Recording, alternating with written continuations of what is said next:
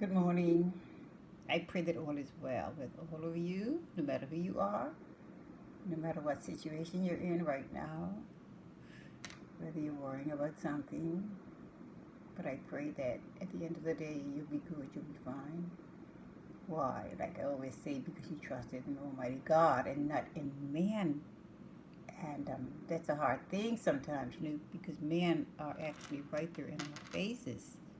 And so we reach out to them first, even though God is nearer, but we can't see him.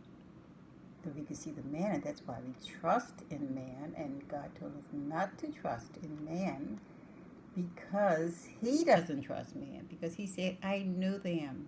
God made us. He made man. He knows that sometimes we love you, sometimes we don't. Sometimes we're there for you, and sometimes we're not. It's so wicked. I want to say that you're in contact with somebody every day and seemingly that they love you and they will be there for you, but when the time arises, we find out that that's not the case, because deep down in their heart they had jealousy or malice or something against you, and they were not man or woman enough to come to you and tell you, look, this is how I feel about you, and I don't want this in my heart, I don't want this in my mind, because it can only corrupt a person.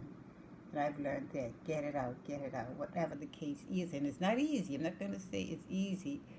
But if we want to free ourselves, and walk in the light, as Jesus Christ is the light of the world. He is the light, not the sun. He placed the sun up before us, but he is the light of the world. He is the S-O-N and not the S-U-N. So that is who we trust in. So these clips I make, it's because it's in my heart. And he said, tell it. Talk about him. Talk about his word, whether they like it or not. Whether they stay away from you, and when they see you coming, it's like, oh my gosh, now she's going to talk about Jesus. It doesn't matter. He was rejected of man. So if he was rejected of man, how much so are we going to be rejected? Because he said the greater things that we're going to do that he didn't even do. A lot of things that men do nowadays, God gave them the ability to do it. He said greater things. And if you read the Bible and compare, you probably say, oh yeah, that is greater. I didn't see where Jesus did that. But that's his word, and his word lies not. As I was reading St. Matthew chapter 25, and it's an old story about the kingdom of heaven and the 10 virgins. I don't know if you read it or not, but it's a good story to read.